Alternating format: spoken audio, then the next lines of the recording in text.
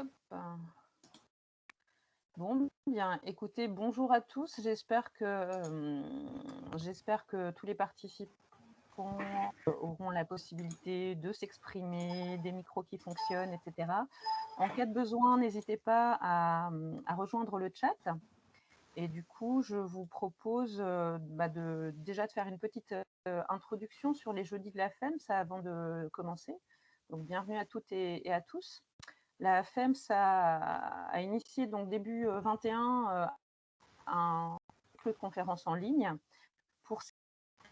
Donc l'idée était de se retrouver autour d'interventions, discussions informelles sous forme de salon virtuel pour échanger tous les 15 jours sur vos expériences et puis surtout faire vivre notre réseau. Avec l'objectif également d'ouvrir la participation le plus largement aux équipes des différents musées, conservateurs, médiateurs, agents d'accueil. Voilà, l'idée est vraiment de faire vivre aussi nos différents métiers et puis d'échanger de manière transversale. Donc, je fais un petit rappel très très court, mais les jeudis de la FEM se font aussi suite d'une certaine manière aux initiatives virtuelles lancées en 2020 avec Musée au Covid. Mais ici, on va être sur une dimension beaucoup plus informelle, on va dire. On va se recentrer sur un objectif d'échange et de partage qui nous paraissait important au vu du contexte et aussi du maintien de la fermeture des musées s'inédier jusqu'à ce jour. Donc, pour animer le réseau et permettre ces échanges professionnels, garder le contact, on a souhaité prendre le tournant des outils numériques qui sont quand même démocratisés, même si on rencontre souvent encore quelques, quelques petites difficultés sur les connexions, les stabilités de connexion, etc. Tout en précisant bien que la FEM se reste bien sûr attachée aux rencontres en réel, parce que la convivialité est vraiment un enjeu fort au sein du réseau. Malheureusement, nous n'avons toujours pas de visibilité sur la possibilité, un retour à un monde du présentiel, on va dire des choses comme ça.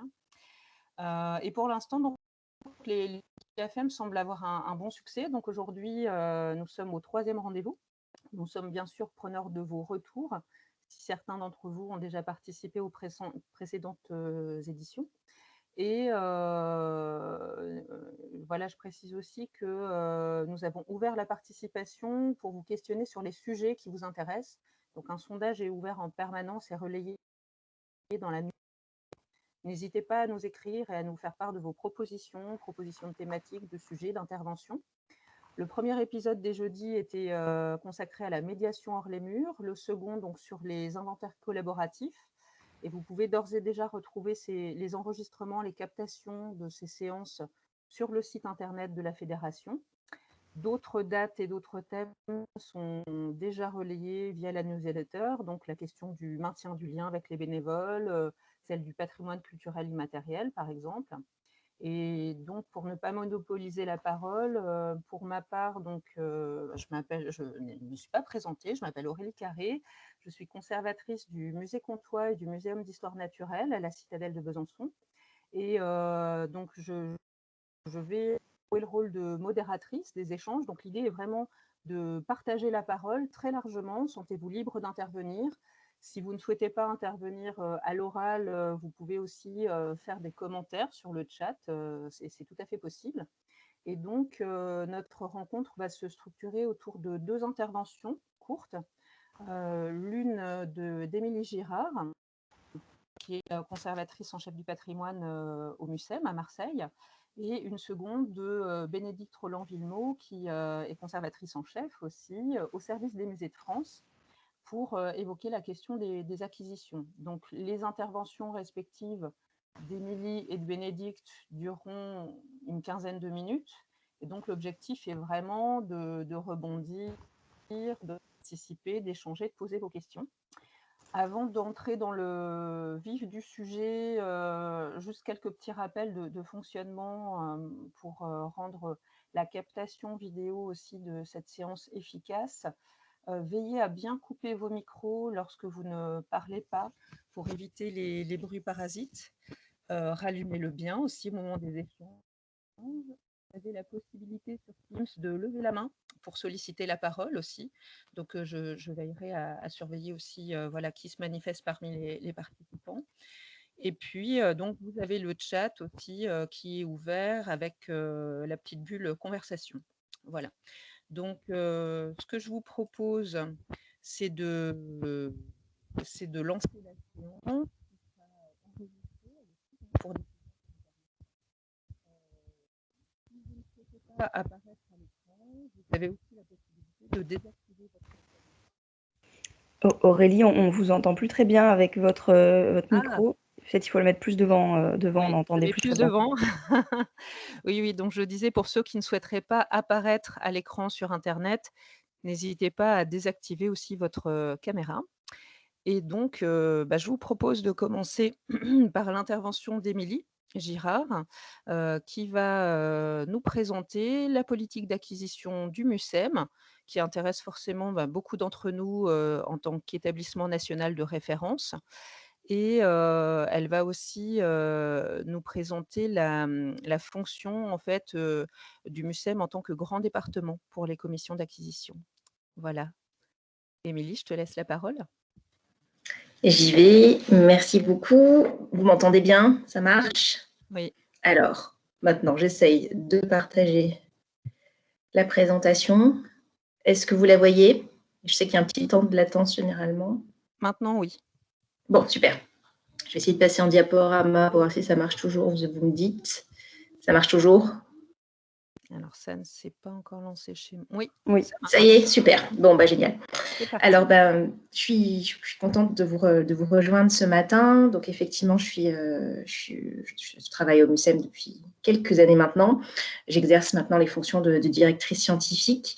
Et donc, j'avais pour intention ce matin de vous présenter à la fois un bilan de nos acquisitions 2020 et un peu la réflexion globale qu'on a menée sur la politique d'acquisition, puisque on a l'année dernière validé un nouveau document de présentation de politique d'acquisition. Alors, je voulais commencer par quelques chiffres d'abord, puisque c'est un peu le bilan qu'on a fait au bout de ces premières années de vie du musée, depuis son ouverture, depuis 2013. On a aujourd'hui, enfin entre 2013 et 2019, un peu moins de 3000 objets, 2762, qui ont été inscrits à l'inventaire et qui ont été donc passés dans le cadre de notre commission d'acquisition. Alors, on dispose d'une commission locale des acquisitions qui se réunit 3 fois par an, généralement, et qui fait suite à un comité interne où sont présentés tous les projets. Je voulais vous donner aussi quelques chiffres un petit peu globaux, un peu à la louche, hein, c'est pas très fin, mais d'année en année, on s'aperçoit qu'on tourne autour à peu près de 80% d'acquisitions qui proviennent de l'ère méditerranéenne, ce qui est une donnée qui partait d'un postulat qui était celui du rééquilibrage progressif de la collection héritée du musée des arts et traditions populaires vers un musée au champ chronologique et géographique et culturel élargi, qui était celui du MUCEM, donc du musée des civilisations de l'Europe et de la Méditerranée. Donc rééquilibrage progressif qui était souhaité, d'où effectivement un accent fort porté sur les acquisitions provenant de l'ère méditerranéenne. En 2013, il avait été demandé à l'ensemble de la conservation de définir des objectifs d'acquisition selon une logique qui était celle de la répartition par pôle. La conservation du musée est organisée par pôle thématique que j'ai listé là, vous les voyez sur la diapositive. Donc 11 pôles à ce jour, qui ont chacun vocation à enrichir leur collection, la documenter, la valoriser, la publier, enfin que des choses extrêmement classiques. Et donc en 2013, chaque responsable de pôle avait rédigé une note présentant son pôle, les contours de son pôle, et proposant des axes de développement pour ce pôle. Mon prédécesseur, Zef Gourarier, en 2018, a demandé, 5 ans après la rédaction de ses premières notes, qu'on commence à réfléchir à une nouvelle mouture de cette note de politique d'acquisition. Et lorsque j'ai pris donc la direction scientifique du musée en août 2019, on a poursuivi ce travail en essayant, au-delà des notes individuelles, de structurer de manière un peu uniforme l'ensemble de ces notes et de dégager des grands axes qui seront ceux de notre politique d'acquisition pour les 5 années qui viennent environ. Donc, ce document-là, il a été présenté, Bénédicte y a assisté aux différentes étapes, à notre commission d'acquisition, à notre conseil d'orientation scientifique et à notre CA, où il a été donc définitivement validé en fin d'année dernière, fin d'année 2020. Donc l'objectif, comme je vous le disais, un peu comme la première mouture, ça a été évidemment de redéfinir les contours des pôles après quelques années de fonctionnement et de marquer un petit peu quels sont nos grands objectifs en matière d'acquisition. Du point de vue des contours chronologiques et géographiques, il y a certaines évidences, mais qui sont souvent bonnes à dire. La première question, c'est celle qui était un peu soulevée qui est toujours d'ailleurs soulevée dans notre PSC actuel. On retravaille sur un PSC là aussi, où on va peut-être modifier certaines données ou les préciser, et où le MUCEM avait l'ambition d'embrasser les civilisations de l'Europe et de la Méditerranée du néolithique à nos jours. Alors, ambition large déjà du point de vue du contenu du musée, ambition étouffante du point de vue des acquisitions, je pense que vous en conviendrez, et pas du tout réaliste, d'autant qu'il y a plein d'autres musées qui font ça bien mieux que nous sur certaines périodes chronologiques. Donc, l'idée de ce document, ça a été de repréciser que notre politique d'acquisition n'avait pas pour objectif de couvrir une période chronologique si vaste, mais de se focaliser sur le contemporain. Alors, contemporain, j'utilise des guillemets parce que c'est une acception relativement longue du contemporain. Vous voyez ce que j'ai écrit juste après, du 19e au 21e siècle, qui regroupe finalement assez bien la nature de la collection historique du musée, puisqu'on est dans cette période chronologique-là, avec quelques incartades qui ont pour objectif de contextualiser peut-être des phénomènes contemporains en les ancrant dans une histoire plus longue et en pouvant de cette manière-là montrer comment est-ce que les questions contemporaines qu'on traite s'intègrent dans un passé et comment elles ont évolué, comment elles se concrétisent à travers les différentes périodes de temps. Un autre objectif de notre politique d'acquisition, c'est aussi de contemporanéiser, à l'inverse peut-être de ce que je viens de vous dire, des pans historiques de la collection. Alors, vous voyez que j'ai illustré cette diapo avec différentes images. Contemporanéiser des pans historiques, je prends l'exemple de notre collection de marionnettes que vous connaissez sans doute, qui est extrêmement riche. Et que ce soit le conservateur du pôle art du spectacle ou celui du pôle sport et santé, se sont retrouvés dans le projet d'acquisition de la marionnette de Zinedine Zidane, qui était utilisée pendant les Guignols de l'info sur Canal+. Et ont donc travaillé à ce projet d'acquisition ensemble, qui rencontrait deux de leurs objectifs, un sur l'enrichissement des collections relatives au foot et des grandes icônes de la culture foot populaire de la fin du XXe siècle, et l'autre sur cette contemporanéisation des collections de marionnettes et leur ouverture au monde télévisuel en particulier. Donc ça, c'est une voie qu'on développe. Et du point de vue géographique, je vous en ai déjà touché deux mots en introduction, on a cette recherche d'un rééquilibrage vers la Méditerranée, qui est un axe fort de notre politique d'acquisition, sans pour autant, j'allais dire, laisser tomber la collection historique. Et on s'attache vraiment à une veille sur ces fonds historiques, de manière à continuer à les enrichir ponctuellement et ne pas les laisser de côté.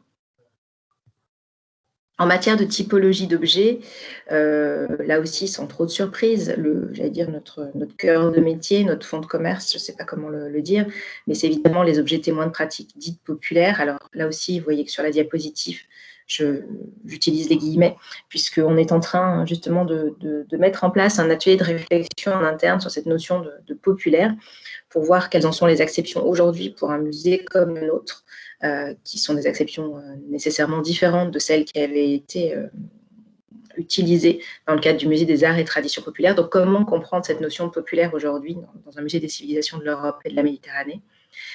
Des objets qui témoignent de faits de société, et des objets qui permettent une relecture des fonds anciens. Alors peut-être que là, je vais m'arrêter un tout petit peu plus que sur les 2 premiers points, puisque ça, c'est vraiment aussi quelque chose qui nous tient à cœur, c'est là aussi de donner un éclairage différent à nos fonds anciens. Alors, par une ouverture géographique, j'ai pris l'exemple des bijoux, puisque vous savez qu'on a une grosse collection de bijoux des régions de France dans le fonds historique du Musée des Arts et Traditions Populaires. Qu'un des objectifs de ces premières années d'ouverture du musée a été de méditerranéiser ce fonds avec une très importante collecte et acquisition de fonds de bijoux méditerranéens. Donc, vous avez quelques exemples en bas de la diapositive. Et puis, on a aussi essayé, et je vous montrerai un autre exemple dans la suite de ma présentation, de réinterroger les fonds dits historiques du musée au regard, par exemple, de la création contemporaine. Ici, vous avez une œuvre de Damian Lebas en haut de la diapositive à droite, qui est une peinture et un collage, qui est un artiste rome et qui joue un peu avec tous les poncifs de la culture populaire. Vous voyez, le musicien, la diseuse de Bonaventure. Et ça nous permet, ce type d'acquisition, de faire une mise en parallèle avec les fonds anciens, où effectivement, cette imagerie un petit peu caricaturale de la culture rome, on va la retrouver. Et là, c'est un artiste contemporain qui se réapproprie cette culture-là, qui la met en regard de son regard à lui sur la culture rome. Et c'est cette démarche-là qui nous intéressait particulièrement. Cette acquisition a été faite dans le cadre d'une exposition qui s'appelle Barvalo, qu'on est en train de préparer pour l'année 2023 sur les métiers et les savoir-faire romani, et qui donne lieu, au-delà des acquisitions sur le marché de l'art, comme ça a été lieu, à une enquête collecte qui s'est déroulée sur les 2 dernières années et qui s'est interrompue, qui était mise entre parenthèses au vu du contexte, mais qu'on espère pouvoir faire redémarrer prochainement. Les enjeux contemporains, effectivement, ils sont très prégnants. Quand vous regardez les notes de chaque responsable de pôle au MUCEM, on voit comment j'allais dire, le climat dans lequel on baigne et les grandes questions qui agitent la société sont aussi des moteurs pour la politique d'acquisition. Alors, les questions de genre, évidemment, c'est un sujet qui est très présent dans l'histoire des collections du MUCEM depuis très tôt, qui a été, qui a pris un angle contemporain avec les collectes sur le sida qui ont été conduites à partir de la fin des années 90, tout début des années 2000. Les mouvements de revendication divers aussi, qui nous intéressent particulièrement. Vous savez que c'est une question auquel le Musée des Arts et Traditions Populaires s'est intéressé très tôt. Si je pouvais citer qu'un exemple, ce serait celui des affiches de mai 68, qui sont nombreuses dans nos collections et qui constituent un fonds très, très important. Et ça, c'est un sujet qui continue à intéresser fortement la politique d'acquisition aujourd'hui. Vous avez peut-être vu sur une diapo avant les costumes de patates mutantes de la Z de Notre-Dame-des-Landes, qui ont été acquises il y a 2 ou 3 ans. On a pour objectif de lancer quelque chose, une campagne collecte collaborative, un peu sur le modèle de ce qu'on a fait j'y reviendrai peut-être d'ailleurs, sur la première période de confinement, la crise environnementale également, qui est un sujet qui, entre autres, pour le pôle vie domestique est important. La question des migrations aussi, qui irrigue un petit peu, enfin beaucoup des notes, en particulier évidemment le pôle mobilité. J'ai illustré ça, entre autres, par la photo que vous avez en haut à droite. Il y a une photographie de terrain d'un chercheur postdoctorant qui vient de finir son postdoctorat chez nous et qui avait travaillé sur la question du passage des Alpes et qui a permis l'entrée dans les collections, entre autres, de matériel prêté par des associations à des migrants qui tentent de passer la frontière par les Alpes. Et puis, bien évidemment, l'histoire coloniale, le regard sur l'autre, la question de la décolonisation du musée, qui sont des questions primordiales pour nous. Avec toujours, et ça, c'est vrai que j'ai été assez sensible à la manière dont toutes les notes, les questions de populaire reviennent, mais avec des variations sur les termes qui peuvent du coup se transformer en intime, humain, individuel, partagé. Enfin, il y a pas mal de vocables qui reviennent et qui irriguent vraiment l'ensemble du document. Du point de vue de la méthode, évidemment, le travail en réseau, mais comme on le fait tous, reste primordial avec les institutions, avec les réseaux de recherche. Avec les acteurs associatifs aussi, si je devais citer un seul exemple, c'est effectivement celui d'ACTUP qui nous a proposé de récupérer beaucoup de leurs archives objets, puisque les archives papier, enfin les documents sont partis aux archives nationales, mais tout le fond d'objets qu'ils conservaient est venu chez nous. Les individus aussi, j'en touchais un mot sur la collecte confinement. Vous voyez en bas de l'écran, un peu sous forme de boutade, mais c'est un vrai objet qu'on a collecté, qui est ce cierge à Saint-Raoult, qui a été produit dans un atelier de fabrication de bougies à Cassis, où on a lancé effectivement en avril dernier une collecte. On pourra en reparler si ça vous intéresse, sur le confinement, en demandant aux internautes de nous proposer photographies et textes expliquant la raison de la proposition de don. Et on a réuni plus de 600 propositions, donc ça a été un gros... Moi, je ne m'attendais pas à un tel retour. Et on a aujourd'hui une phase d'analyse des... Excusez-moi, je suis envahie par des enfants que j'essaye de contenir, mais qui viennent de débarquer. Tu retournes là-bas, chérie ? Voilà. Et donc, on a reçu aujourd'hui une centaine d'objets physiquement. On n'a pas dit oui à toutes les propositions. On a donné un accueil favorable à peu près 175 propositions. Et on a une grosse centaine, je pense à peu près 125, 130 objets qui sont arrivés physiquement. On est en train d'analyser. On a recruté un chercheur en post-doctorat là aussi pour à la fois faire l'analyse de ces objets, revenir vers les donateurs et élargir le domaine, le champ de la collecte à des terrains qui n'avaient pas été touchés par cette collecte participative. Cette collecte participative, elle a été un peu au départ une solution pour j'allais dire, contrebalancer la situation qui ne nous permettait pas de lancer d'enquête collecte comme on le fait d'habitude, qui est un peu là aussi notre manière de fonctionner habituelle, en dehors des acquisitions, des dons qu'on peut recevoir ou des achats sur le marché de l'art ou auprès de particuliers.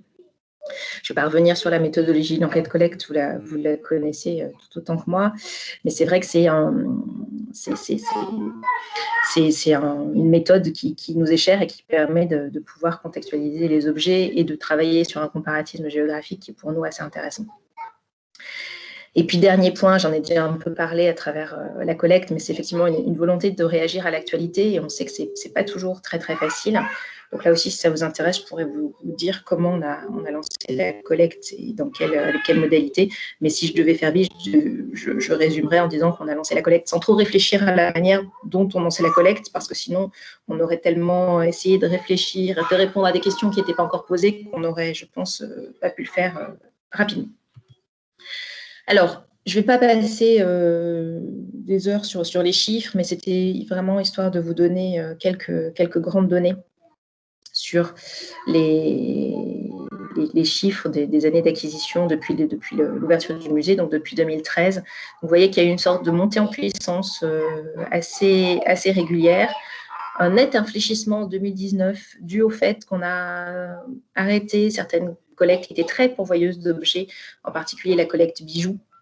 Et puis que cette année-là, on n'avait eu que 2 commissions d'acquisition au lieu de 3, et puis un redémarrage en 2020, moins fort là aussi que les années antérieures dû au contexte et à la suppression d'une commission.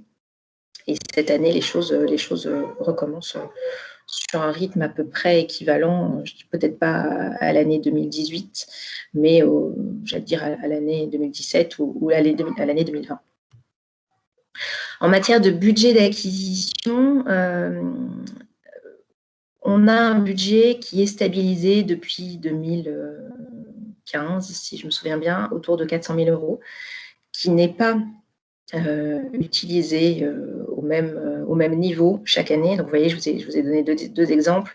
L'année 2020 à hauteur de 25% et l'année 19 autour de 63%. On a des années antérieures où on l'a utilisé à hauteur de 100, voire un peu plus de 100%, parce qu'on a pu récupérer quelques deniers supplémentaires pour des grosses acquisitions en fin d'année.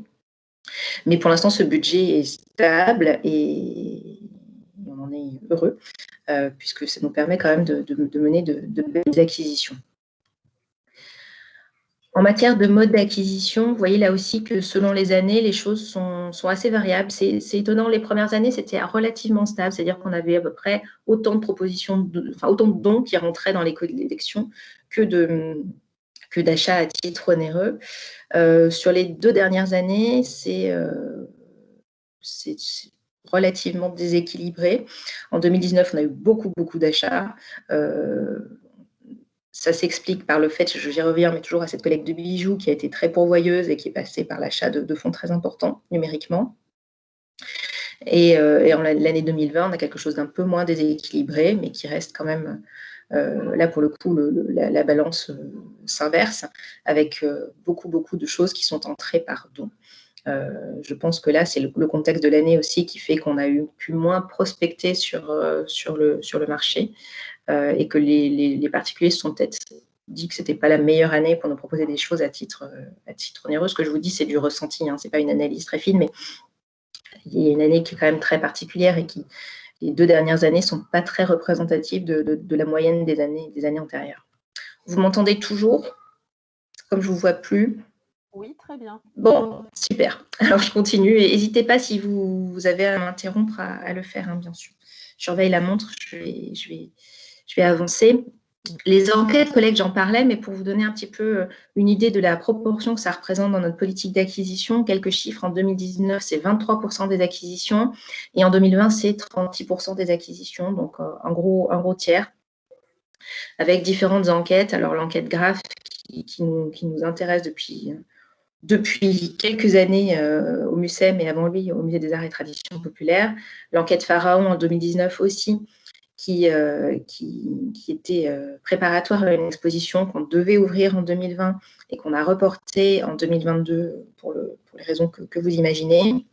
Et puis en 2020, 100 objets liés au pôle agriculture, je vais y revenir, mais essentiellement liés aux acquisitions souhaitées pour la révision de notre galerie de la Méditerranée, de la première partie de la galerie de la Méditerranée, qu'on a préparée et qui attend son ouverture depuis le mois de décembre, autour de la diète méditerranéenne. L'enquête GRAF encore, les métiers et les savoir-faire Romani dont je vous parlais, et le passage des Alpes que j'ai aussi évoqué. En matière de provenance géographique, comme je vous le disais, on est autour d'une moyenne de 80%. Et là, les 2 dernières années sont assez proches de ce que je vous disais, puisqu'on est à 77% en 2019 et 87% en 2020. Alors, quelques exemples d'acquisitions qui ont été conduites en 2020, pour finir avec des images. La première, c'est une œuvre monumentale qui s'appelle pas parce que l'œuvre est sans titre, mais qu'on appelle le Cockpit de Richard Baquet, qui est un artiste marseillais, et qu'on a acquis à l'issue de l'exposition Voyage, qui a été ouverte en fin d'année 2019 et fermée prématurément. Non, je vous dis une bêtise, qui a été ouverte en début d'année 2020 et qui a fermé prématurément du fait du premier confinement. Dans la veine de ce que je disais tout à l'heure sur la relecture des fonds anciens, il y a eu cette acquisition d'une robe de Mariano Fortuny des années 1920-1930, donc une pièce de couture qui a été acquise du fait de son lien avec les collections de textiles du fonds historique du musée, que ce soit celui du Musée des Arts et Traditions Populaires et celui que j'ai encore pas évoqué, mais qui est très important pour nous, qui est la collection Europe du Musée de l'Homme. Vous savez qu'on en a le dépôt depuis 2005. C'est un fonds important puisque c'est pas loin de 35 000 objets. Donc, on fait vivre, qu'on gère comme notre fonds historique propre et nos acquisitions récentes. Et cette robe-là, par les motifs qu'elle utilise, par les techniques, était pour nous une jolie ouverture de ce fonds historique à une pièce de couture. Les bijoux berbères, je vous en ai parlé un petit peu. Là aussi, quelques fonds encore en 2020, même si ça reste bien moins important que ceux des années antérieures. L'année 2020 a vraiment un peu clos cette collecte et cet enrichissement des collections sur les bijoux. Et puis, pour terminer, je vous en disais un mot, l'année 2020, elle a été très pourvoyeuse en objets pour notre révision de la Galerie de la Méditerranée, puisque nos galeries semi-permanentes sont réhabilitées, rénovées, revues, alors sur le papier 3 à 5 ans, en vrai, un calendrier un petit peu moins resserré. Et là, on devait ouvrir cette galerie donc consacrée à la diète méditerranéenne qui s'appelle le Grand Mezzé, initialement en juillet 2020. L'échéance a été repoussée au 8 décembre 2020. Et comme vous l'imaginez, on est toujours en attente de pouvoir ouvrir cette exposition comme le reste du musée. Donc voilà, tout est prêt. Manque que le public. On espère qu'il reviendra nombreux. Donc là, vous avez un important ensemble d'objets pour la fabrication de la bière en Géorgie. Et autre exemple, ce matériel pour l'entretien d'un pistachier et l'extraction et pour la fabrication du mastic, du mastia, je le dis sûrement très très mal et je vous prie de m'en excuser, en Grèce, puisque ça a été un des autres terrains et un des autres sujets d'intérêt de mon collègue Édouard Delobry pour préparer cette galerie. Voilà, je crois que, ouais, c'est ça. Oui, je vous avais mis un mot là-dessus. Bon, peut-être ça, on peut se le garder si vous avez des questions sur la collecte. Je vais arrêter peut-être mon écran pour laisser du temps, parce que je vois que j'ai déjà parlé longtemps. Hop, pardon, j'arrête le diaporama. Et puis, oui, alors, je n'ai pas parlé du grand département. Mais je peux en dire un mot peut-être rapidement, je n'ai pas de diapo pour en parler, mais pour vous dire qu'on a réorganisé à partir de cette année, donc c'est intéressant, la question des avis grand département. Vous avez toujours une seule porte d'entrée, donc je vous le dis, si vous avez des avis, c'est plus Camille Faucourt, mais c'est Marie-Charlotte Calafa, qui est ma collègue, qui est responsable du département des collections, qui fait cette porte d'entrée, et qui ensuite redispatche vos demandes à l'ensemble de l'équipe, mais on a mis en place un système de référents régionaux. Donc, vous aurez toujours le même intermédiaire pour tous vos dossiers, de manière aussi à créer une sorte de familiarité et d'habitude de travailler ensemble, que nous, on est au sein de l'équipe des gens qui vous connaissent le mieux, qui sont capables d'avoir un historique des projets, parce que ça nous paraissait intéressant. Pour que ça fonctionne de manière peut-être plus fluide et plus régulière. Et Marie-Charlotte recentralise et réenvoie les avis collectés. Donc voilà, ça c'était simplement la petite information, réorganisation qui vous concernait le plus directement. Pardon, j'avais oublié de remettre ma caméra. Voilà, j'en ai terminé. Pardon d'avoir été un petit peu longue. Merci Émilie. Ce que je propose, c'est pour faire la transition justement entre cette question du grand département et des commissions, c'est de passer la parole à Bénédicte pour le SMF. Et puis, je pense qu'après, il va y avoir une foule de questions dans ton intervention. C'est vrai qu'il y a pas mal de sujets qui ont été abordés, qui sont vraiment très intéressants. La question de l'enquête collecte, la question qui peut même être étendue jusqu'au nouveau formulaire des CSR, etc. Oups, je dérape. Un gros mot. Arrête, j'aurais pas rien à dire. Donc voilà, je propose que Bénédicte prenne la parole pour compléter l'intervention d'Émilie et du coup faire un bilan 2019 des acquisitions dans les musées de société, et puis qu'on ait un temps d'échange justement suffisamment intéressant avec les différents participants, parce que je pense qu'on aura beaucoup de questions à vous poser. Merci Émilie. Alors, merci beaucoup Aurélie, merci Émilie et merci à la FEMS de m'avoir invitée. Donc, je compte sur l'aide technique fondamentale de Marjolaine pour pouvoir partager mon document. Donc, ce que je voulais vous dire en introduction, c'est que je vais vous réexpliquer comment fonctionne le service des musées de France, parce que comme vous le savez, nous avons deux directions au service des musées de France, qui est la sous-direction des collections, qui s'occupe plutôt des aspects juridiques, justement tout ce qui est propriété d'objets, qui s'occupe aussi des préemptions, qui donne aussi des avis dans le cadre des délégations permanentes. Et moi, je suis à la sous-direction de la politique des musées, qui est l'autre sous-direction du service des musées de France.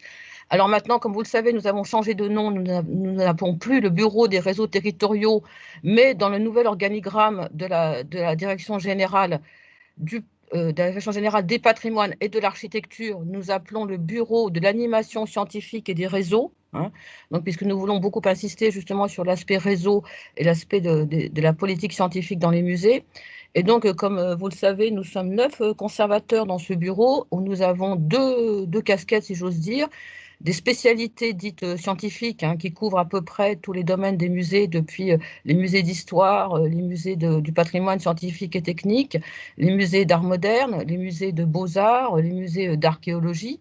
Et donc, et en plus, nous avons aussi des missions transversales. Nous sommes tous les conservateurs, chargés du suivi d'une région, du point de vue administratif et du point de vue aussi budgétaire.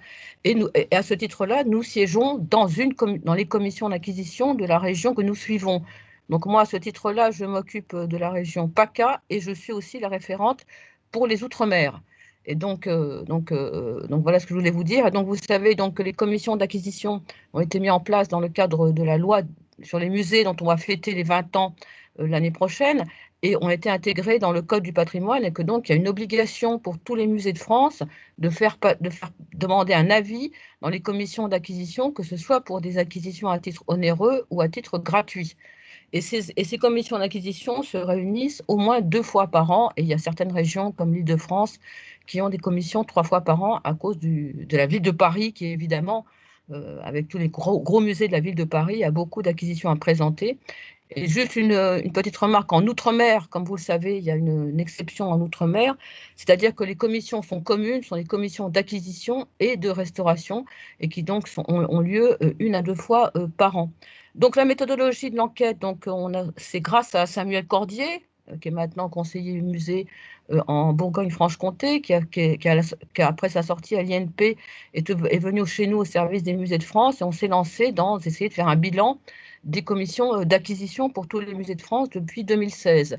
Donc là, ce que je vous présente, moi, c'est ce que j'ai essayé de faire pour les musées dits de société, hein, en 2019. Donc, merci Marjane, la diapo suivante, merci. Donc, comme vous le voyez, en 2019, j'ai compté 1182 musées de France, puisqu'évidemment, j'ai enlevé les musées nationaux, parce que comme a dit Émilie, les musées nationaux ont la plupart du temps leur propre commission en interne.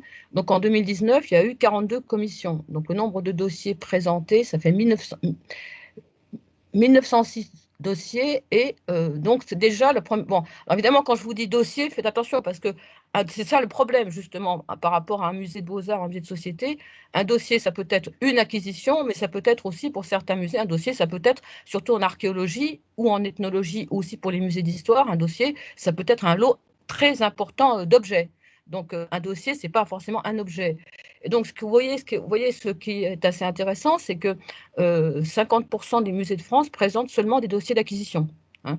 Et la majorité des acquisitions dans les musées de France sont des dons.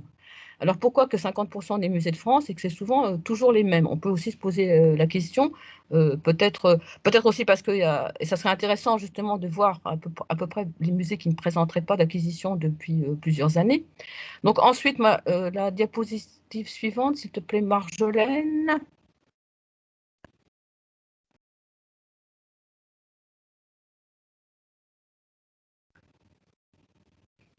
Donc voilà le domaine de collection, comme vous le voyez: archéologie, Moyen-Âge,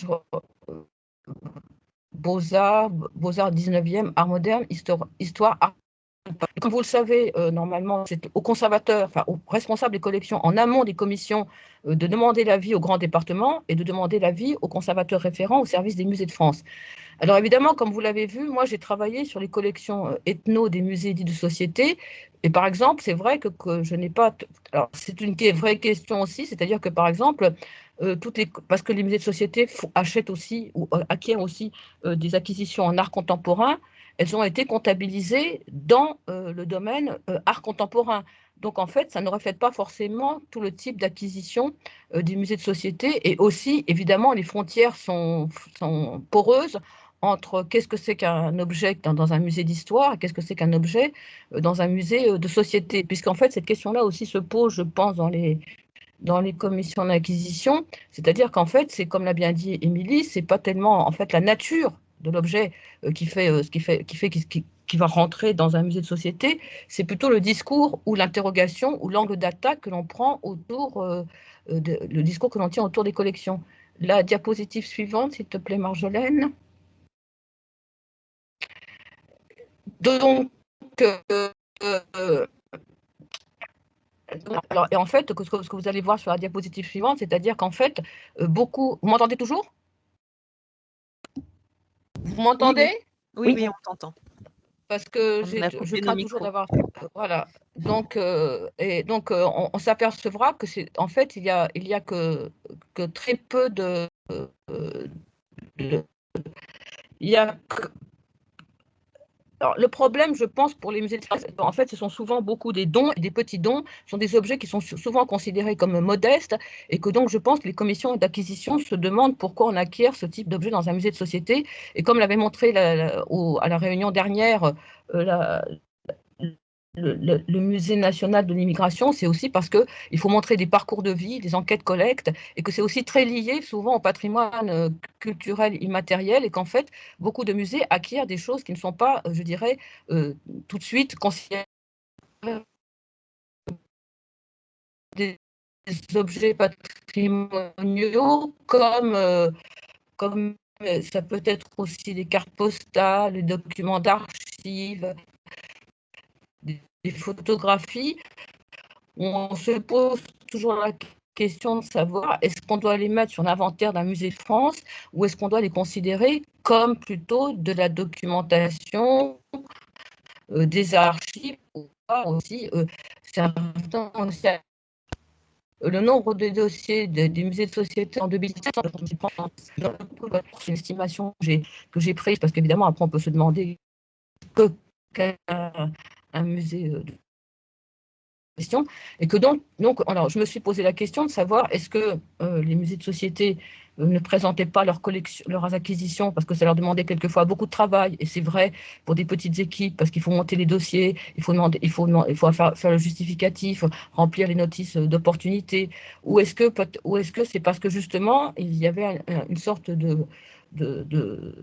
dans les commissions d'acquisition où leurs propositions n'étaient pas toujours bien comprises. Alors, ce que je pense, moi, c'est qu'en plus, bon, c'est très pour ça que j'ai beaucoup apprécié la communication d'Émilie Girard, parce que je pense qu'une commission d'acquisition, les membres des commissions, et c'est tout à fait normal, ce n'est pas une critique par rapport aux membres de la commission, ne connaissent pas forcément le musée pour lequel ils prononcent un avis et ne connaissent pas bien leur politique d'acquisition. Alors, ce qui serait peut-être bien, c'est que justement, pour certains musées, on présente rapidement en commission la politique d'acquisition pour qu'on comprenne mieux l'opportunité de l'acquisition qui est présentée souvent de façon un petit peu hors sol, et on ne voit pas toujours très bien le lien avec les musées.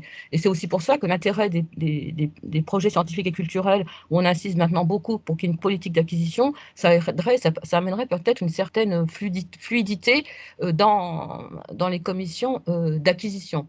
Et autre sujet souvent qui est posé, et c'est vrai qu'on le pose plus systématiquement pour les musées de société, c'est toujours oui, mais ce sont des collections qui sont fragiles, les matériaux n'ont pas une certaine pérennité de conservation, ce sont des objets qui sont faits pour être éphémères, pourquoi les conserver? Alors que ces questions-là, qui sont certes très pertinentes, peuvent aussi se poser dans tous les domaines des collections des musées, dans tous les domaines du patrimoine, puisqu'en art contemporain, on a bien vu d'ailleurs dans ce qu'a montré Émilie, en art contemporain et tous les objets du fait contemporain, sont souvent des objets dont la pérennité de conservation n'est pas assurée aujourd'hui, puisqu'on connaît encore mal les phénomènes de dégradation. Et puis la question aussi que posait Émilie, qu'on retrouve aussi dans les commissions d'acquisition, c'est-à-dire la question autour de l'art populaire, de la culture populaire, qu'est-ce qu'on appelle la culture populaire aujourd'hui, et comment parler des faits contemporains dans les musées d'aujourd'hui. Est-ce qu'on doit faire des enquêtes collectes sur ces sujets-là? Est-ce qu'on doit élargir le panorama? Et toutes ces questions-là, je pense, sont... Mais je répète que l'on peut très bien présenter des enquêtes collectes dans le cadre des commissions d'acquisition, puisque le MUCEM le fait bien, et que peut-être peut-être il faudrait justement, mais dans la nouvelle fiche d'acquisition, vous avez vu qu'il y a une case consacrée aux enquêtes collecte et que l'on peut justifier en disant que c'est une enquête collecte. Et puis aussi, autre sujet que je voudrais aborder, c'est les dons, les acquisitions, enfin, bien sûr les dons et les acquisitions à titre onéreux, mais aussi tout ce qui est régularisation, puisque là on voit depuis plusieurs années que suite, et c'est très bien ainsi, suite aux opérations de récollement, puisque le premier récollement décennal s'est achevé, qu'on est dans des campagnes de renouvellement du récollement, il y a beaucoup de musées qui se posent la question. Je vois qu'ici, il y a l'écomusée du Creux de collection. Il y a aussi, on a fait de recours avec l'écomusée de la Bresse-Bourguignonne. Est-ce qu'on peut déclasser? Comment, quand on ne retrouve pas tout ce qui est sur l'inventaire, qu'est-ce qu'on peut en faire? Et donc, toutes ces campagnes de régularisation qui sont très importantes dans les commissions d'acquisition, puisque ça permet justement aussi qu'on ait une réflexion commune, et aussi sur de savoir ce que l'on met dans, ce qu'on inscrit à un inventaire de musée. Et ça aussi, je crois que c'est beaucoup de commissions ont peut-être du mal à les prendre en compte. Donc, mais je pense que de plus en plus, ça se fait quand même, il y a de plus en plus de campagnes de régularisation. Donc, je pense que c'est important aussi, puisque ça permet de voir justement quel est le type de patrimoine que l'on peut acquérir. Et ensuite, il y a aussi tout le problème, justement, je dirais, de tout ce qui sont les photos, les images et de plus en plus aussi les vidéos et toutes les productions numériques. Est-ce qu'on les considère comme dans la réflexion qui lui a toujours dit qu'il faut tout mettre sur un inventaire de musée, puisque c'est dans un musée de société, tout est susceptible de devenir collection de musée, puisqu'en fait, c'est ça qu'il faut définir dans les politiques d'acquisition. Qu'est-ce qu'on considère comme objet de musée dans un musée de société? Alors là, vous avez la répartition par région. Donc, vous voyez, donc, évidemment, alors c'est répartition par région. Alors, vous voyez qu'en PACA, il y a beaucoup de choses. En Bourgogne-Franche-Comté, il y a beaucoup de choses. Alors, cette répartition par région, elle est assez étonnante. Ce n'est pas forcément les régions où il y a le plus de musées de société, où il y a plus de passages en commission d'acquisition, parce que c'est peut-être aussi en 2017, en 2019, des questions purement conjoncturelles, où il y a des musées qui ont beaucoup acquis et d'autres peu. Ce n'est pas forcément représentatif de la répartition des musées de société sur le territoire national. Donc, et la diapositive suivante, et puis après je vais juste terminer. Je crois que je termine par les collections dites extra-occidentales, hein, puisque vous savez qu'il y a cette réflexion que nous avons en cours avec le musée du Quai Branly, Jacques Chirac, sur la provenance, de travailler sur la provenance des collections. Alors voilà, nombre de sociétés, voilà, 25% des musées de France, voilà, nombre de musées, il y a un pouvoir en 2019, 62 musées, et donc ça fait 23% des musées. Donc vous voyez que je pense qu'il y a beaucoup de musées qui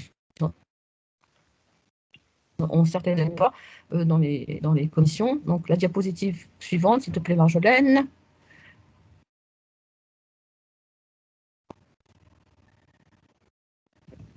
Donc pour les collections extra-occidentales, c'est pareil, je pense que peut-être que les commissions sont démunies, évidemment. Là, évidemment, c'est aussi le rôle du grand département, qui est souvent le Quai Branly, Jacques Chirac, ou le musée Guimet, et souvent les experts sont moins nombreux, et donc peut-être les commissions sont moins armées pour aborder ce type de collection. Donc vous voyez, ça représente 15% des acquisitions. Et donc, pour positive suivante, ça va être ma conclusion, je pense, c'est les questions que je posais, et aussi pour revenir au grand département. Donc, ce que je voulais vous dire, c'est que normalement, le service des musées de France a envoyé aux conseillers musées la liste des experts des grands départements. Hein, attention, les grands départements patrimoniaux, donc c'est la liste des grands départements patrimoniaux, c'est-à-dire des grands musées, des musées nationaux sous tutelle du ministère de la Culture, et aussi on vous a envoyé une liste d'experts, c'est-à-dire aussi bien pour vous avez des experts à la Bibliothèque nationale de France, des experts aux archives, des experts dans d'autres musées nationaux, les musées de l'armée, le musée du CNAM ou le muséum, puisque souvent vous avez peut-être besoin d'une double expertise, parce que les grands départements n'ont pas toujours toutes les expertises en leur sein. Et aussi, donc, vous avez évidemment, pour tout ce qui est les problèmes d'art contemporain, le grand département du Musée national d'art moderne.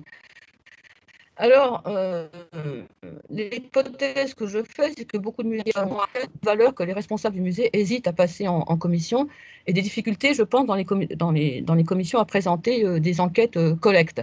Donc voilà, c'était juste ces questions-là. Je voulais avoir votre sentiment et savoir, c'était juste pour ouvrir le débat. Donc voilà pour ma présentation. Merci Bénédicte. Eh bien, merci pour ce panorama qui permet effectivement de repositionner le contexte général au niveau français. Je vous invite à réagir assez librement, hein, si vous souhaitez prendre la parole pour témoigner ou rebondir. Je souhaiterais peut-être déjà dans un premier temps faire le lien entre l'intervention d'Émilie et l'intervention de Bénédicte sur la question du grand département. On a beaucoup évoqué donc au cours de vos 2 interventions la question du contemporain et c'est vrai qu'aujourd'hui, peut-être qu'un des points de difficulté, par exemple, c'est de comprendre le positionnement du Centre Pompidou comme grand département, par exemple, pour la photographie contemporaine, alors que naturellement, peut-être que les questionnements de Pompidou ne sont pas exactement ceux des musées de société. Donc, je ne sais pas si des participants de la réunion voudraient réagir peut-être plus directement dessus. Alors moi, je peux aller dans le Vas-y, sens Émilie. d'Émilie. Ouais, mais moi, je plaide pour une double expertise dans ce cas-là. Oui. C'est-à-dire évidemment contacter le Centre Pompidou parce qu'ils vont avoir un regard sur l'artiste, son parcours, l'intérêt de la photographie, et aussi le grand département musée de société, parce que l'expertise, elle ne sera pas la même et qu'elle va pas effectivement marcher sur les plates-bandes du Centre Pompidou, mais avoir un regard sur l'intérêt ethnologique, sociologique, historique de la pièce. Et je pense que cette double expertise, elle est importante à mon sens. Je vois que Céline. Moi, je vais tout à fait dans ton sens, Émilie. En général, c'est ce que je conseille aux observateurs d'avoir une double expertise. Je vous donner un exemple là, pour le musée de la Montagne Pelée. Ils ont acquis une collection très importante d'hectachrome qui montre évidemment le désastre du volcan de la Montagne Pelée. Évidemment, le musée d'Orsay avait une expertise tout à fait très technique sur les photographes et sur les artistes très importants, mais j'ai demandé, je ne sais plus qui chez toi au MUSEM, de donner une expertise en termes d'intérêt technologique, en termes d'intérêt documentaire pour voilà, donc je pense que cette double expertise est nécessaire. Alors c'est là aussi où pour Aurélie, pour continuer ce que tu disais, c'est là que la frontière, et je comprends que c'est pas toujours facile de comprendre la frontière entre les grands départements, et c'est pas toujours facile. Dans les participants, Céline Chanas a sollicité la parole, suivie de Tiffaine Le Foll. Oui, oui, je partage l'avis d'Émilie. Émilie, c'est vrai, merci de ton intervention. Moi, j'ai la chance, et c'est vrai que c'est aussi en tant que représentant de la FEMS que j'y participe. Les musées de société sont aussi représentés dans votre commission interne, donc je pense que c'est aussi un élément intéressant pour le réseau. Et ce que tu disais, Bénédicte, sur les grands départements, moi, j'y souscris pleinement. Enfin, à titre personnel, en tant que chef d'établissement qui présente tes dossiers, et par rapport à ce que tu disais, moi, je suis arrivée au Musée de Bretagne en 2012. Il n'y avait pas beaucoup de dossiers qui étaient présentés. On en a fait un élément important pour restaurer finalement aussi une forme de confiance, mais d'envisager le contrôle scientifique et technique, non pas tant comme un contrôle, mais comme un échange. Et c'est vrai que je peine encore par rapport à certains membres de la commission qui connaissent pas très bien nos projets, nos acquisitions, à faire entendre nos arguments finalement. Et sur la photographie, je suis parfois très désarçonnée par des remarques un peu ahurissantes, notamment sur la cote, sur le prix de photographes quand on a l'avis du... Alors nous, Pompidou ne nous répond jamais, il faut le savoir, on ne doit pas être assez bien, on va dire. Le MICEM nous répond toujours. Et par contre, les interlocuteurs photos avec qui on a développé une relation régulière, mais ce n'est pas dans leur attribution, mais ils le font très volontiers, c'est l'ABNF, Sylvie Aubenas, voilà, et puis également Thomas Galifo à Orsay le fait très bien aussi pour le 19e. Et puis plus récemment, sur un projet de résidence qu'on a eu sur un photographe contemporain, c'est Héloïse Colonna qui nous a donné un avis. Mais c'est vrai que quand j'avais présenté cette forme de résidence à la commission m'a répondu nous, on n'a pas d'avis à répondre là-dessus. vous reviendrez vers nous finalement quand vous aurez fait le projet d'acquisition. Alors finalement, c'est un peu comme l'enquête collecte, les deux projets sont reliés. On est sur une résidence de création, mais finalement, dans un musée de société, la vision anthropologique, la vision du territoire, elle est partie inhérente du projet initial.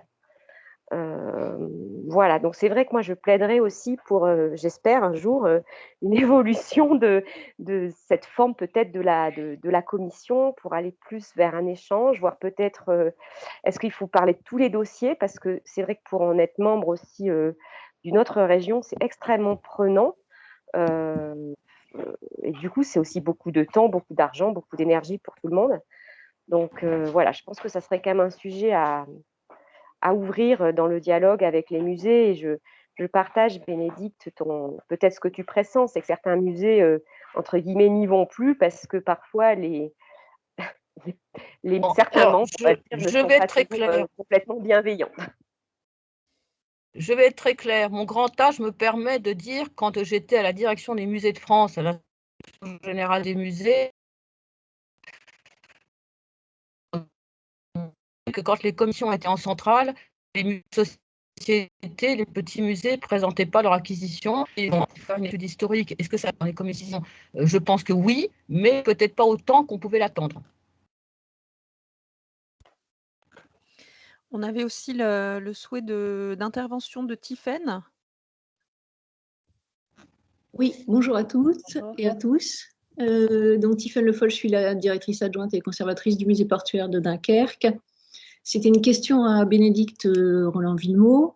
Bénédicte, dans l'enquête que le service des musées de France a réalisée, est-ce que vous avez une vision un peu plus précise sur les périodes historiques qui sont couvertes par les acquisitions des musées? Est-ce qu'on est sur des acquisitions en lien avec le monde contemporain ou est-ce qu'on a affaire à des acquisitions qui couvrent le 20e ou le 19e, voire des acquisitions plus anciennes? Et puis, est-ce qu'on a une idée des thématiques qui sont couvertes par ces acquisitions réalisées par les musées de société? Ceci pour savoir si, en fait, à travers ces enquêtes, on peut avoir une idée des questionnements anthropologiques qui sont couverts par l'ensemble des musées de France.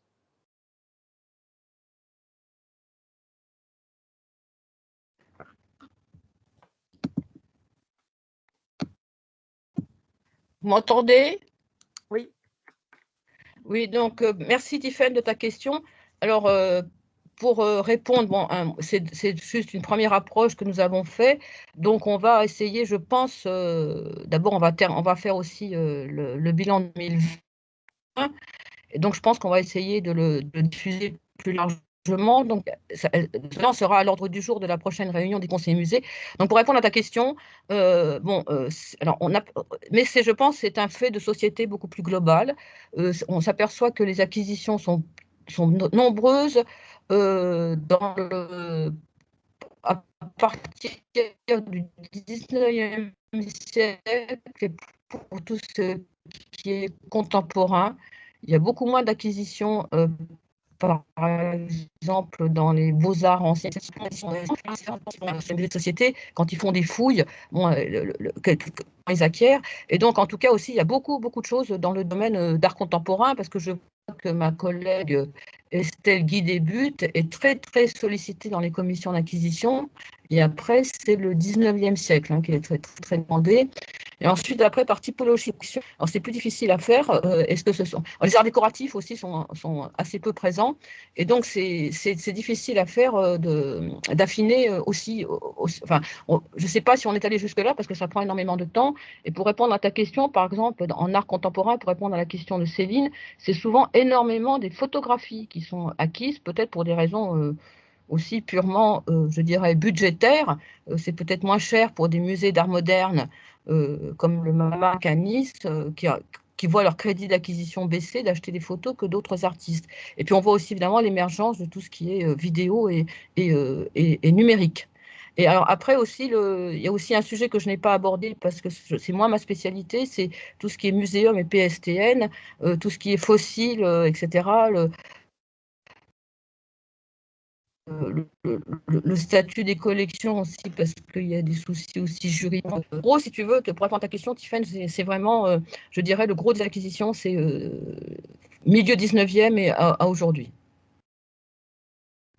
Ce qui rejoint un petit peu ce qu'a dit Émilie, d'ailleurs. Hein.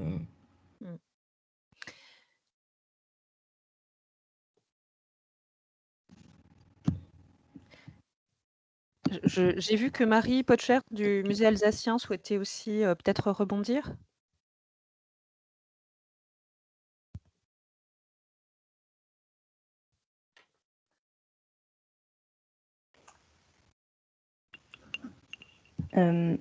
Marie, on ne vous entend pas. Je ne sais pas si c'est que moi. Non, il a la main levée, le micro a l'air activé, mais on n'entend pas Marie. Ouais, ça ne semble pas fonctionner. Peut-être poser votre question dans le chat si votre micro ne marche pas. Alors du coup, je vais peut-être rebondir sur cette question du contemporain. On a beaucoup parlé pendant les différentes interventions justement de l'idée de l'enquête collecte. Moi, j'avoue qu'à la lecture du nouveau formulaire proposé par les commissions scientifiques régionales, la réaction dans mon équipe, ça a été plutôt un peu la tétanie, en disant: «Mais une enquête collecte, mais on n'est pas non plus un organisme universitaire, on n'est pas non plus le Mucem». Et en fait, on fait un travail sur les parcours de vie, souvent autour d'opportunités de dons et du coup, on travaille autour de projets de dons et pour autant, on a sans doute une forme de difficulté à se réclamer de la méthodologie de l'enquête collecte très structurée en amont.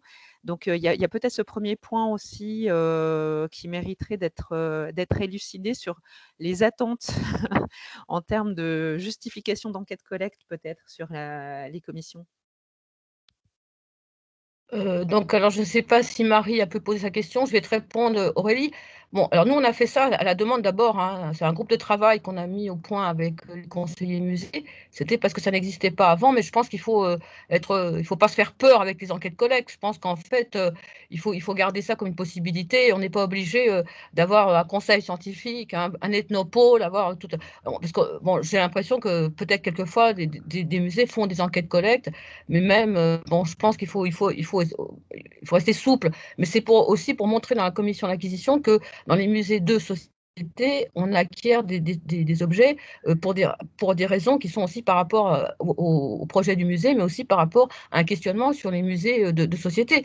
Mais moi, je pense que cette politique d'acquisition, elle est valable pour tous les musées, y compris les musées de beaux-arts, parce qu'on n'achète pas forcément un tableau que par opportunité, c'est parce qu'on a aussi une politique d'acquisition.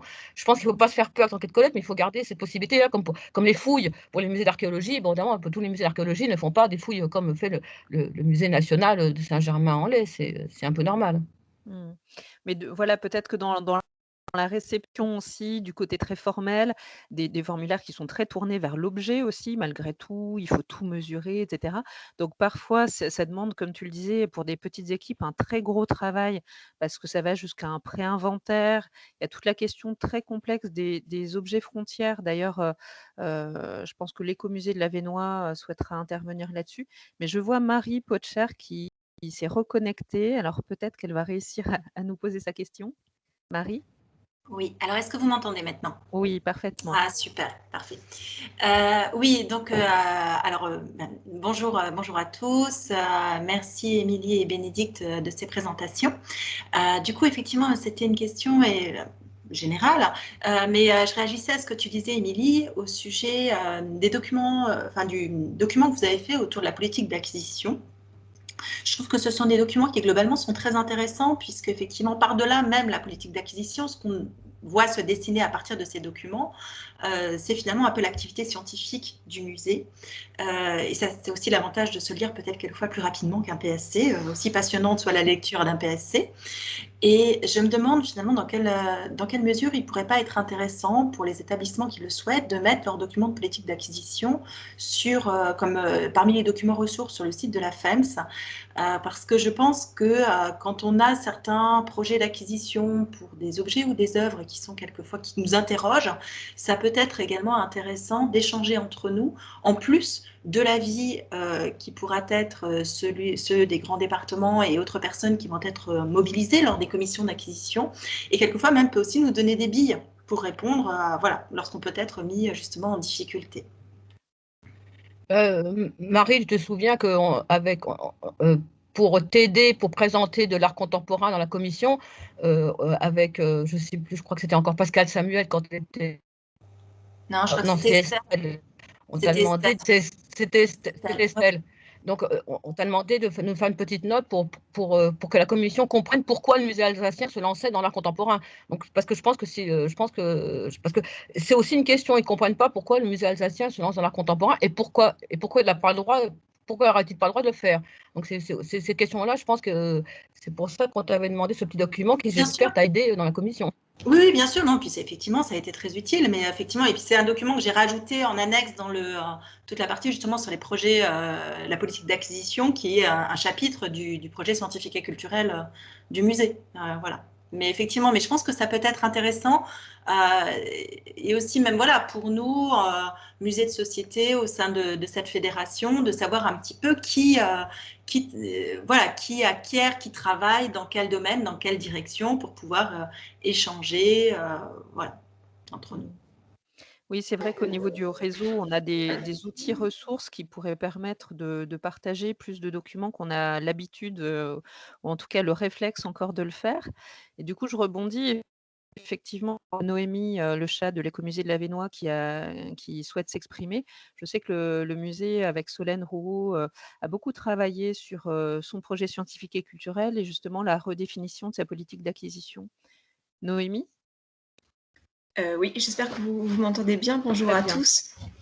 Et c'est vrai que je voulais réagir à l'intervention de Bénédicte Roland-Villemot, notamment sur la question de savoir qu'est-ce qui rentrait à l'inventaire et donc qu'est-ce qu'on faisait passer en commission d'acquisition, y compris sur des questions de régularisation, parce qu'on a, nous, le problème récurrent des objets frontières, de savoir si des documents appartiennent à la documentation ou doivent passer en commission d'acquisition. C'est un cas extrêmement récurrent qu'on rencontre à chaque campagne de récollement et pour ainsi dire à chaque proposition d'acquisition. Et c'est vrai que je voulais partager avec vous plus ce questionnement parce que finalement on se retrouve parfois assez seul en manque de ressources ou de solutions globales à l'échelle des musées de société. C'est un terrain sur lequel on est en plein défrichage actuellement et voilà, on est en plein questionnement et on manque un peu peut-être d'échange, de partage sur ces questions, quoi. Parce que je pense qu'on est très loin d'être les seuls à être confrontés à ce problème. Alors moi, je n'ai pas de solution miracle, surtout pas, il ne faut surtout pas avoir de politique générale. Ce que je dis, c'est qu'après, bon, il faut faire quand même... bon, parce qu'il faut... Bon, évidemment, je ne sais pas si certains d'entre vous ont participé à la journée qui avait été organisée par la DRAC... pardon, excusez-moi, Auvergne-Rhône-Alpes sur justement la patrimonialisation des collections où Claire Chastanier avait fait une intervention à certains juristes. Donc, je vous rappelle que de toute façon, il y a aussi, parce que maintenant vous êtes venu à un EPCC, le musée de l'Avesnois, il y a aussi, il faut regarder le code des collectivités territoriales, il faut regarder beaucoup de textes. Hein. Quand il y a de l'argent public, de toute façon, on ne peut pas déclasser les collections. Alors, et en plus, bon, il y a aussi le problème des dons et des legs dont on ne peut pas se débarrasser comme ça. Et ce n'est pas parce que vous ne mettez pas un objet ou un document sur un inventaire d'un musée de France qui n'a pas une protection juridique, puisque de toute façon, il fait partie du domaine public de la collectivité. Hein. Et donc, il y a ce sujet-là. Donc, il ne faut pas confondre les deux choses. Et puis, puis Émilie, d'ailleurs, c'est très bien, c'est pas parce que dans un musée, vous pouvez avoir des biens culturels qui ne sont pas inscrits à l'inventaire, mais qui ont d'autres logiques de gestion patrimoniale qui sont tout à fait recevables, comme les archives ou les bibliothèques. Et c'est pas pour ça que ça n'a pas une protection juridique, que ces objets-là n'existent pas. Et d'ailleurs, vous devez avoir la même, je dirais, la même attention à ces objets-là, c'est-à-dire vous avez des registres hein, pour les archives, vous avez des registres pour la bibliothèque, parce qu'en fait, qu'est-ce qu'apporte l'inscription sur un inventaire d'un musée? C'est pas tellement que ça prouve pas tellement la propriété de l'objet à Musée de France, ça prouve qu'il est là pour être présenté au public, c'est sa vocation. Et donc, c'est ça. Alors, il y a Jérôme Fromageau qui a écrit beaucoup de choses là-dessus, il y a Valérie Nègre qui a écrit beaucoup de choses là-dessus. Et donc, il faut regarder aussi le code de la propriété privée, le fameux code là, de CG3P, les codes des collectivités territoriales. Donc, il y a beaucoup de textes à croiser. Alors, pour tous ces sujets-là, je rappelle, d'ailleurs, c'est ce qu'a fait l'écomusée du Creusot. Je crois que Pauline est là. Je vous conseille au service des musées de France de vous adresser à la sous-direction des collections, en particulier François Augereau, qui vont vous répondre là-dessus quand vous avez, ou Philippe Saunier, lorsque vous avez des opérations de récollement. Alors, juste quelque chose d'abord. Attention, hein. Pour moi, il n'y a pas de collection d'études. Hein.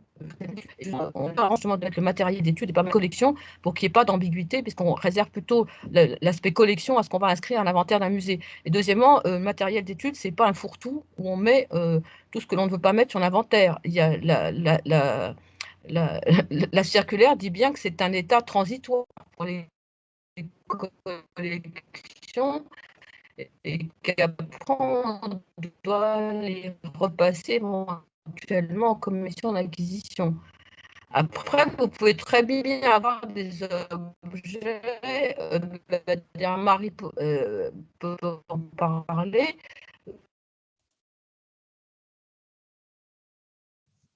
des objets que vous servez pour des raisons muséographiques, tout ce que atelier ou scénographique. Je pense que c'est ça aussi qui n'a pas été suffisamment fait. Mais maintenant, évidemment, on a l'ancienneté à gérer, on a le stock à gérer. Et j'avoue que ce n'est pas si simple.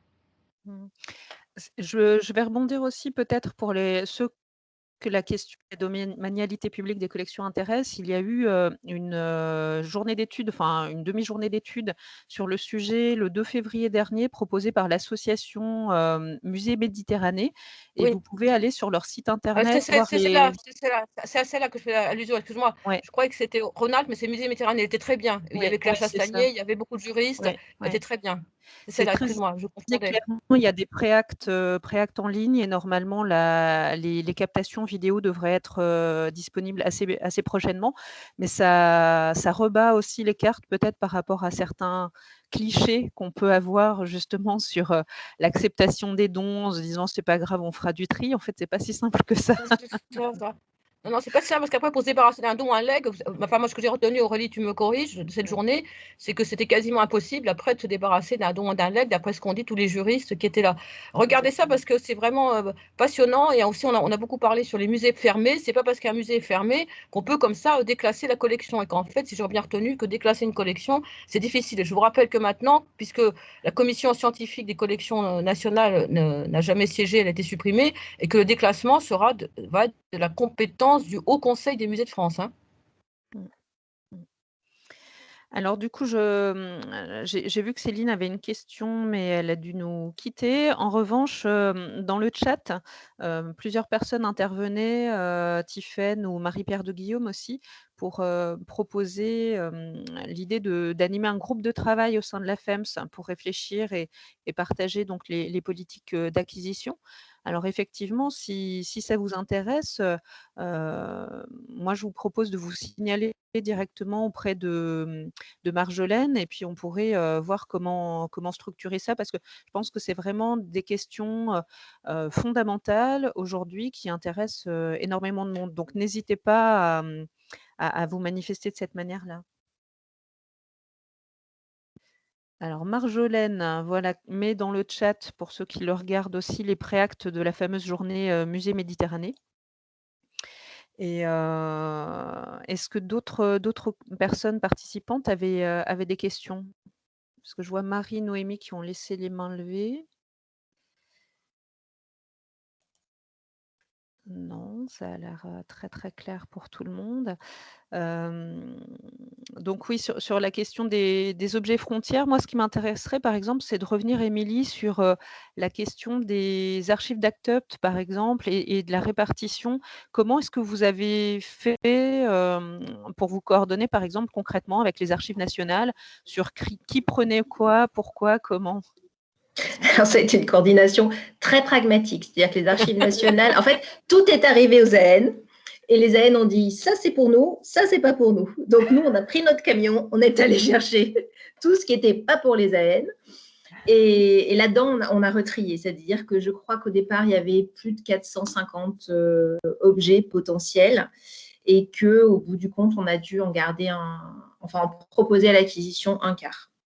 Parce qu'il y avait des choses qui n'étaient pas conservables, parce qu'il y avait des bâches de camions qui faisaient 12 mètres de long, qui étaient déchirées, parce qu'il y avait des choses qui étaient, enfin des badges en X exemplaires, etc. Donc, on a fait un gros tri sur les plus de 400 objets qui étaient proposés, de manière à en proposer à l'acquisition, oui, je crois, à 125 ou quelque chose comme ça. D'accord. Voilà. Donc, en fait, ça a été, les archives ont vraiment été très... Ils ont dit, voilà, tout ce qui est papier, documents, c'est pour nous. Tout ce qui est objet de manifestation, tout ce qui est produits dérivés, ce n'est pas le bon terme, mais badge, livret de prévention, ils en ont pris une part, mais nous, on avait déjà aussi dans nos collections. Bon, voilà, donc ça a été très pragmatique là-dessus. Mais c'est vrai qu'on travaille pas mal avec des associations. Je pense aussi aux balayeuses archivistiques. Je ne sais pas si vous connaissez ce collectif qui récupère beaucoup dans les manifs, alors dans les manifs anti-sida, mais pas que, des panneaux de manifestants, des choses qui sont laissées dans la rue à l'issue des manifestations et qui régulièrement nous ont collecté, entre autres en 2015, après les manifestations post-attentat de Charlie Hebdo. Et c'est vrai que ça nous a permis de pouvoir faire entrer des collections sur des phénomènes contemporains très rapidement après l'arrivée de ces phénomènes-là. Donc, ce relais associatif, il est intéressant. À propos de...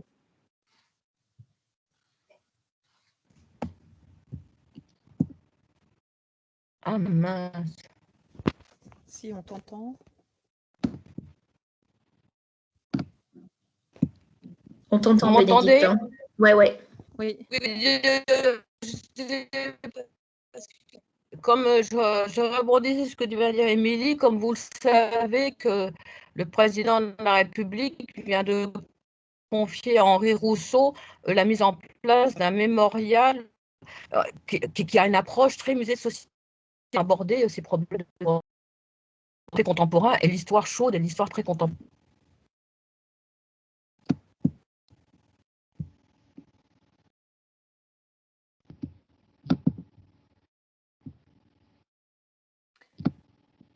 Alors, j'imagine que tu as fini de parler, Bénédicte. Je t'entends plus.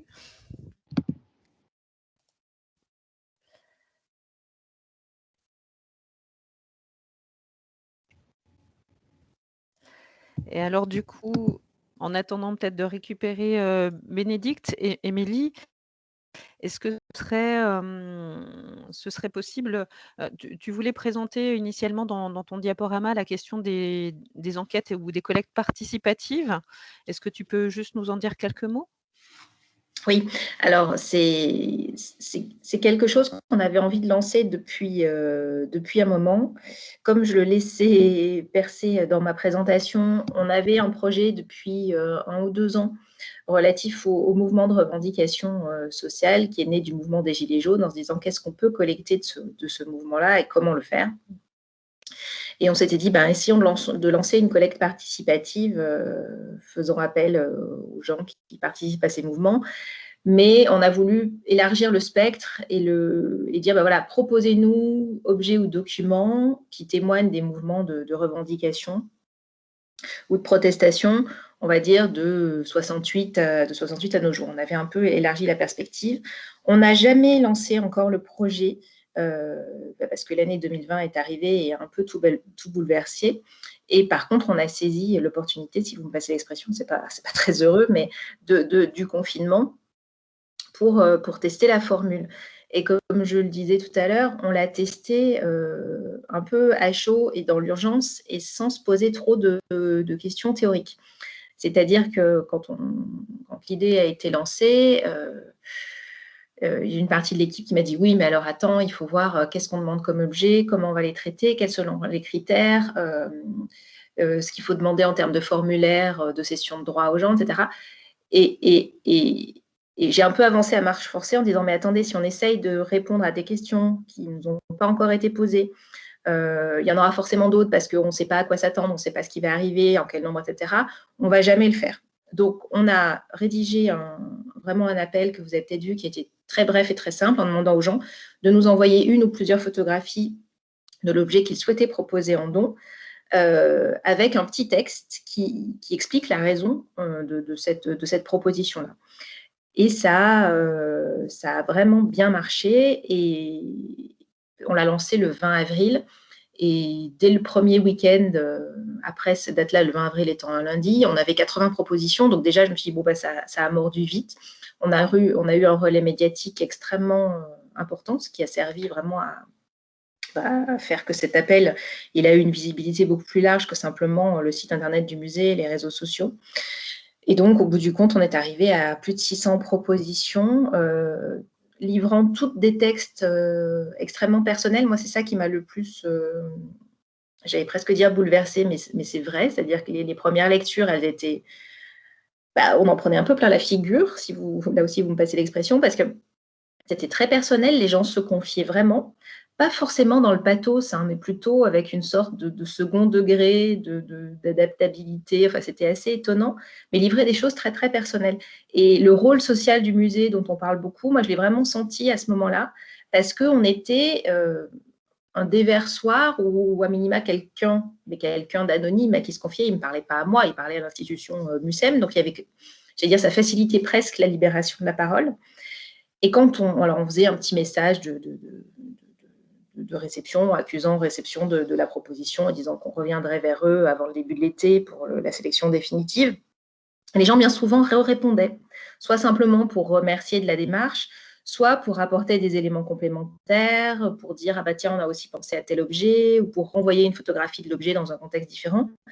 Ce qui fait qu'il y a vraiment eu un dialogue qui a été très intéressant entre le musée et une partie de son public. Voilà. Alors après, évidemment, l'enquête, elle est biaisée, c'est-à-dire qu'on n'a pas du tout touché un échantillon représentatif de la population française. Mais bon, c'est le genre de choses qu'on sait quand on le lance sur les réseaux sociaux, on sait qu'on ne va pas toucher tout le monde. D'où la mise en place du contrat postdoctoral qu'on a lancé et qu'on a recruté quelqu'un dès le mois d'octobre pour pouvoir corriger ce biais et faire des terrains là où on n'avait pas touché. Voilà. Donc là, on est sur cette phase-là, donc on a maintenant encore 1 an et demi de terrain et d'études de manière à pouvoir redonner du contexte, de la consistance à cette collecte et pour pouvoir présenter en commission d'acquisition le produit de la collecte avec un argumentaire bien pensé, bien réfléchi. Merci, Émilie. Comme il reste encore 5 minutes avant la fin de la séance, je voudrais savoir si quelqu'un parmi les participants souhaite poser une question encore. Je ne vois pas de petites mains qui se lèvent. Parce que sinon, j'aurais une dernière question, Émilie. Donc, par corollaire, en fait, avec ta présentation sur la politique d'acquisition. Je sais qu'avec plusieurs collègues, une des questions qui se posent en fait avec l'évolution du MUSEM vers le bassin méditerranéen et du coup, voilà, finalement, la mise en caisse du Musée national des arts et traditions populaires, se pose aussi la question des politiques de dépôt. Est-ce que voilà, les politiques de dépôt du MUSEM, c'est quelque chose que vous avez retravaillé récemment, qui fait partie de votre politique d'acquisition? Est-ce que tu peux nous en dire quelques mots? Ouais. Alors d'abord, mise en caisse du Musée des arts et traditions populaires, c'est quelque chose que je réfute. J'utilise le grand mot. Parce que, non, mais c'est très bien parce que ça permet de crever l'abcès. En fait, la collection, elle est très exploitée.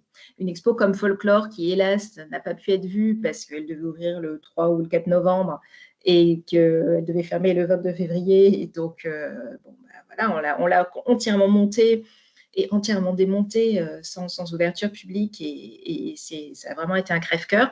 Mais elle exploitait de manière très importante la collection. L'expo Georges-Henri Rivière aussi, il y avait plus de 300 objets. L'expo de Jeff Koons, moi, j'ai eu la chance d'avoir à Metz. Mais oui, parce que comme j'ai une maison en Lorraine, cet été, j'ai eu la chance, comme Marie Potécher vient de le dire, donc elle était, voilà. Mais quand on avait un pas de tir pour sortir, j'en ai profité. C'est sûr, on a eu de la chance, c'est-à-dire cette expo, c'était une copro avec le Centre Pompidou-Metz. Elle devait ouvrir pendant le premier confinement, donc son ouverture a été reportée de 2 mois.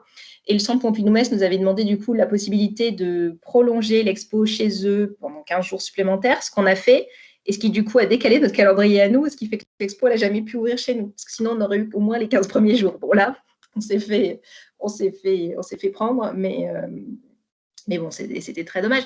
Et l'expo Jeff Koons qu'on ouvre normalement au mois de mai ou qu'on ouvrira quand le musée ouvrira, il y a 350 pièces. Donc c'est la collection historique, c'est pas les acquisitions récentes.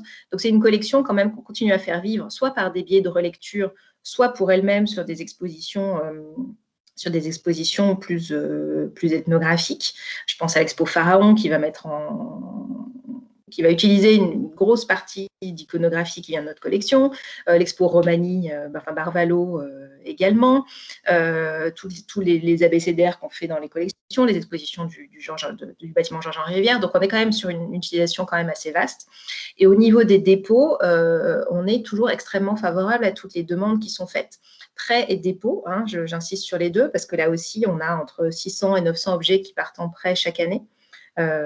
Souvent parce que c'est des grosses séries qui nous sont demandées, c'est pas simplement 1 ou 2 pièces, ça arrive, mais ça peut être des séries complètes. Donc ça, on continue. C'est une grosse partie de notre activité de gestion de collection et sur les dépôts également. Alors on s'est engagé aussi sur une politique de transfert de propriété pour des dépôts anciens qui bien souvent étaient des collections inscrites pour ordre sur les inventaires du Musée des Arts et Traditions Populaires, mais avec vocation à être directement déposées, mais pour toujours dans certains musées. Donc ça, c'est quelque chose aussi qui nous occupe en lien étroit avec le service du Musée de France. On a mis ça en place il y a 4 ou 5 ans et on continue à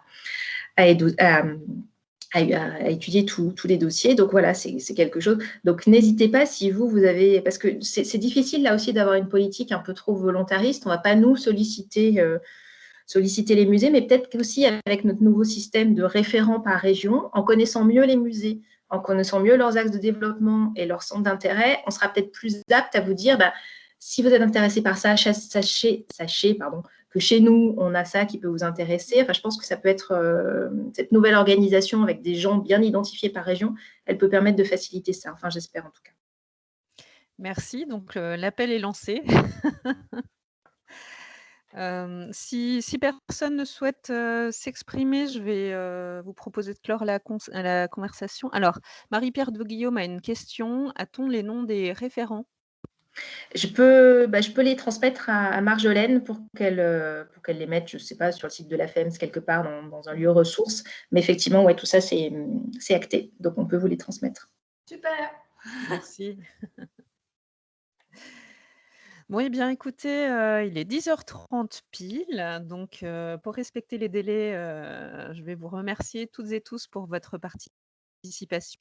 Merci Émilie, merci Bénédicte pour vos présentations qui étaient très intéressantes. Et du coup, pour rebondir sur les différentes propositions qui ont émergé, n'hésitez pas à revenir, membres de la FEMS, vers Marjolaine, justement pour proposer des noms de personnes de vos équipes qui souhaiteraient participer à un groupe de travail sur les acquisitions, justement, dans les musées, pour qu'on puisse jouer les entremetteurs et faciliter la mise en réseau. C'est aussi la mission de la fédération. Marjolaine, est-ce que vous avez un petit mot de la fin, quelque chose que vous souhaiteriez ajouter ? Non, merci à tous. Simplement pour rappeler qu'en effet, l'échange sera diffusé sur notre site internet si vous voulez le revoir ou pour le diffuser au sein de vos équipes pour ceux qui n'auraient pas pu participer ce matin. Et donc, le prochain jeudi se tiendra le 18 mars. Donc voilà, tous les 15 jours. Et donc là, ce sera sur le thème des bénévoles. Voilà, donc n'hésitez pas aussi à vous inscrire, à faire circuler l'information. Merci à tous et donc à bientôt. Merci, à très bientôt. Merci à tous. Merci, à bientôt. Au revoir, merci. À bientôt, merci. Au revoir. Au revoir. Au revoir.